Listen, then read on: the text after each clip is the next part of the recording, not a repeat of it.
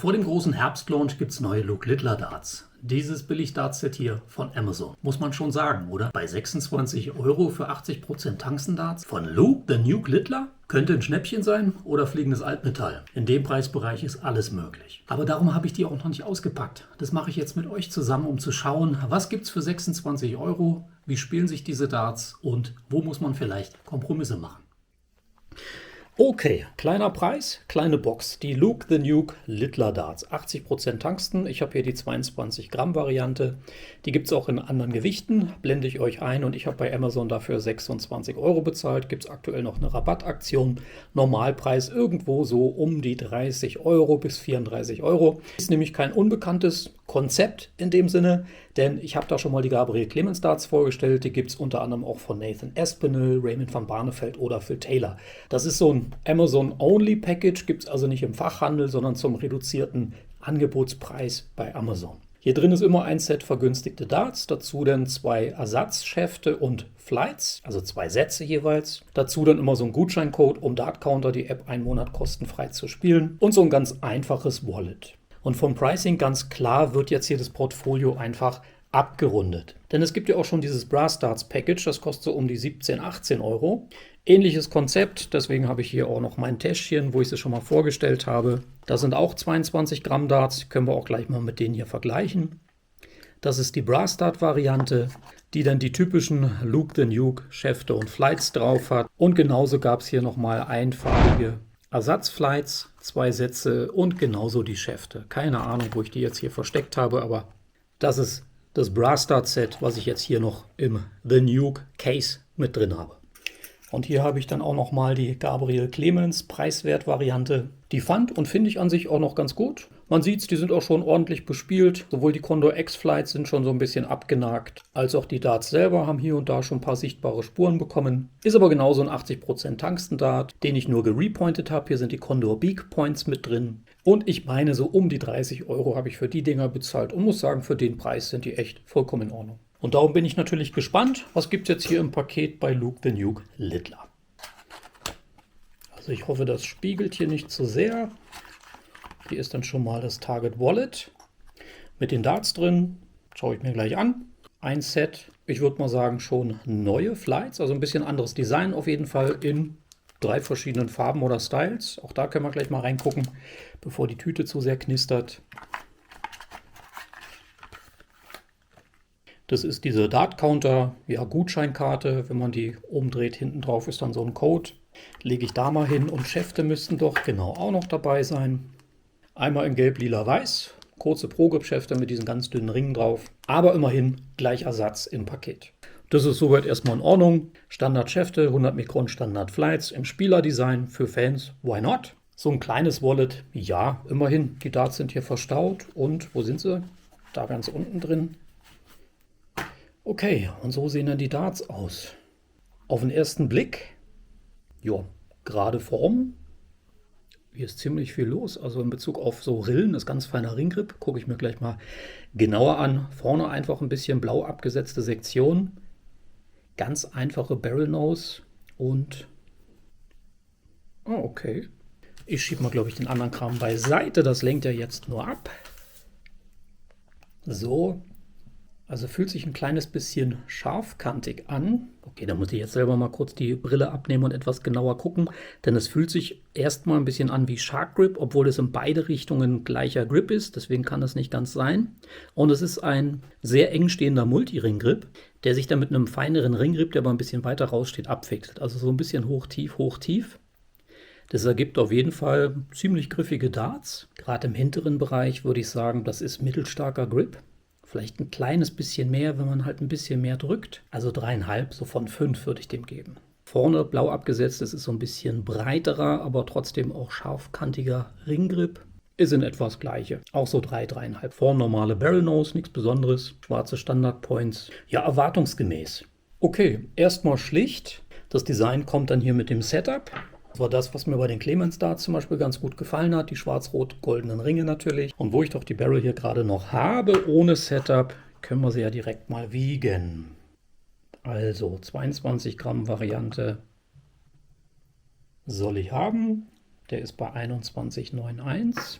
21,95, 21,95, aber soweit liegen die wirklich schon mal sehr dicht beisammen. Also grundlegend gar nicht so verkehrt. Juti, Waage beiseite und Setups drauf. Und jetzt mache ich mal einen kurzen Schnitt, um dieses Knistern euch zu ersparen und hier einfach mal ein Setup drauf zu machen. Also ein bisschen Farbauswahl gibt es dazu. Neues Design auch. Ich denke, Target wird so oder so ein bisschen ein Redesign jetzt mit dem großen Launch im September bringen. Man hat es eigentlich schon auf den Player-Shirts gesehen. Darum zum Beispiel auch der Ausverkauf von Luke Littlers Players-Shirt. Da kommt was Neues. Und ein bisschen zeigt sich das hier, glaube ich, auch schon am Flights-Design. Das dann also die Luke the Nuke gelb-lila Variante im Vergleich zu seinen originalen Flights. Gefällt mir das alte Design ein bisschen besser. Und so im direkten Vergleich der beiden 22 Gramm Darts, links 80% Tungsten, rechts Brass Darts, sieht man noch schon, dass Tungsten hier halt deutlich schlanker ausfallen kann bei gleichem Gewicht. Aber vom Design würde ich sagen, sind sie sich treu geblieben. Der ist ja auch silber und mit diesen lila Highlights, hier jetzt ein bisschen reduzierter. Was bei dem Preis jetzt auch soweit in Ordnung ist. Die Farbe der Look kommt halt mit dem Setup hinten drauf. Ja, und guck mal, ein bisschen Matrosen-Nuke ist auch mit dabei. Nur statt blau-weiß ist das halt blau-lila. So, und ganz kurz habe ich vorab auch schon mal spioniert, nämlich wo der Schwerpunkt von dem Setup hier liegt. Und zwar recht mittig. Das Barrel ist rund 51 mm lang und dann hat es nach vorne 26 und nach hinten 25 mm.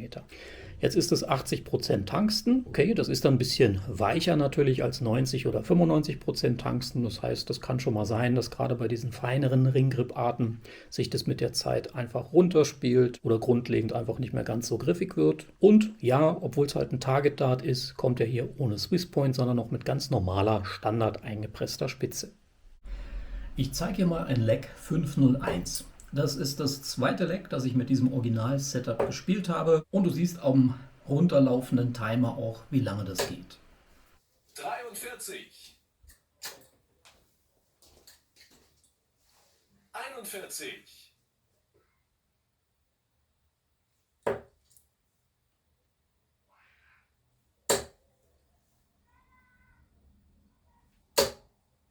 140. Natürlich brauchen neue Darts immer so ein bisschen Eingewöhnung. Umgekehrt denke ich mir immer, man muss auch irgendwie mit allen Darts zurechtkommen können. Ich habe aber wirklich direkt bemerkt, dass die mir vom Grip her noch etwas zu griffig, ja fast schon so ein bisschen wie eine Klette sich anfühlen. 60. Und so sehen auch die Gruppen manchmal aus. Also Höhe passt nicht oder ich kriege halt Ausreißer.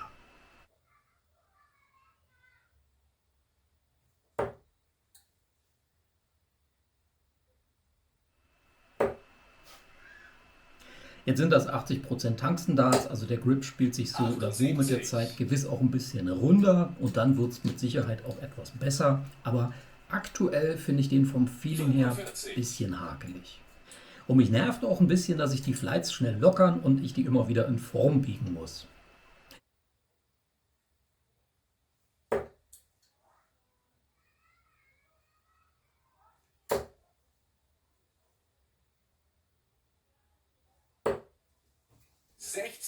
Für meinen Wurf, und das habe ich auch schnell bemerkt, passt auch das Setup nicht. Mit den kurzen Schäften, die 26 mm Points und auch die Standard-Flights, da kommt mir der Dart wie so ein Kirmes-Schießbudengewehr vor. Also wisst ihr, was ich meine? Du zielst gerade, aber das Ding fliegt dann wie eine Banane und steckt irgendwie schief. Auch vom Steckwinkel, das ist mir zu steil und verdeckt dann mitunter das Feld, so dass ich dann keine Lücken nutzen kann. 45.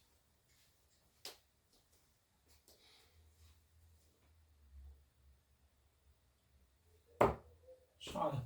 Kurz zum Spiel. Den Check hätte ich eigentlich machen sollen. 19 Rest, bisschen undankbar und Single 3 natürlich unterschätzt. Bin noch nicht ganz so komfortabel mit den Darts und treffe nicht mal das Single. Also der Gedanke, jetzt aber mit ein bisschen Schwung rein ins Feld. Triple 3. Glücklicherweise bleiben dann 10 Rest für die Doppel 5. 100.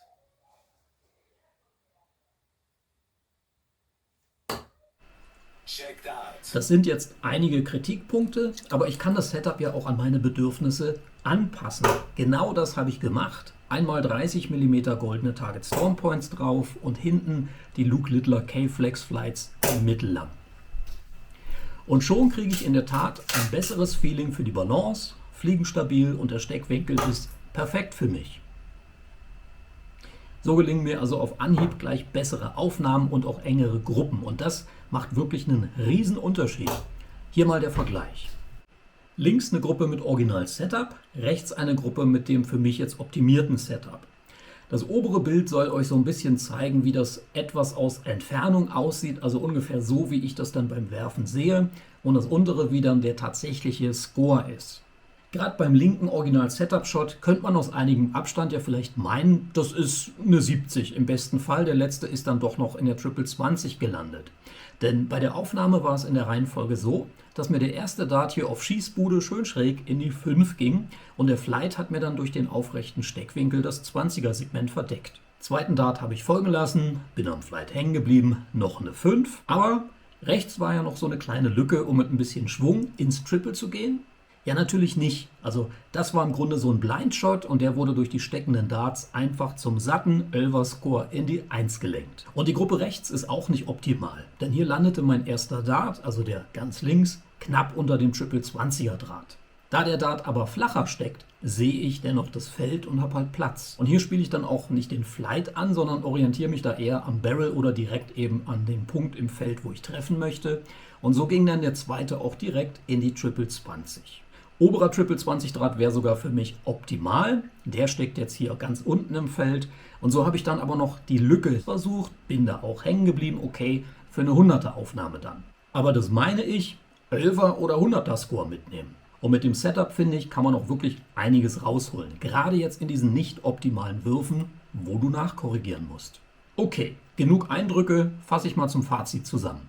Mit 26 bis 30 Euro ist das ein günstiges Dartset. Ja, aber der Grip taugt mir nicht so, mit den zusätzlichen Schäften und Flights kann ich leider nichts anfangen. Die ebenso günstigen Gabriel Clemens Darts finde ich vom Grip schon mal besser und ganz ehrlich, die sind auch etwas näher an den eigentlichen Spielerdarts dran, denn Gabriel Clemens spielt ja auch so eine abgeflachte Barrel Nose zum Beispiel. Und gucke ich mir beide mal nebeneinander an, dann ist das genau gleiche Machart. Vorne gleiche glatte Nose, hinten glatt. Der einzige Unterschied, dazwischen halt ein bisschen anderer Grip. Ja gut, und ein paar Tupfer Farbe. Aber hier so als Spielerdarts, Luke Littler spielt ja eine deutlich abgeflachte Nose und hat hinten am Barrel immer Grip. So gesehen finde ich, sind die näher am Clemens dran als an Luke Littler. Geht es dir womöglich um diesen Fan-Aspekt und die Nähe zu den Luke Littler Spielerdarts, da finde ich die Loadout eindeutig die bessere Wahl. Die gerade jetzt im August ebenso für sehr günstige 41 Euro über Amazon angeboten werden. Und damit in jeder Hinsicht die bessere Wahl. 90% Tungsten, nah am Spielerdart dran, spielt sich wirklich gut, dazu mit Swisspoint-System. Also dass du auch wirklich schnell und easy wirklich andere Spitzentypen wie auch Spitzenlängen ausprobieren kannst. Ja, was haltet ihr von dieser günstigen Target-Spieler-Dart-Serie? Schreibt mir das sehr gerne mal unten in die Kommentare. Und da aktuell immer wieder alle Littler-Darts relativ preiswert rausgehauen werden, garantiere ich euch. Das ist ein untrügerisches Zeichen, dass es im September-Launch mit Sicherheit neue Luke Littler Darts geben wird. Aber kratzt schon mal ein bisschen Geld zusammen, denn die werden den Preis der Gen 1 Darts bestimmt übertreffen. Schaut dazu gerne mein voriges Video, wie ich zu dieser Aussage komme. Und das war's mit meinem Review zu den sehr günstigen Luke Littler Darts. Lieben Dank fürs Reinschauen, bis zum nächsten Mal. Tschüss, ciao, good Darts, euer Olli.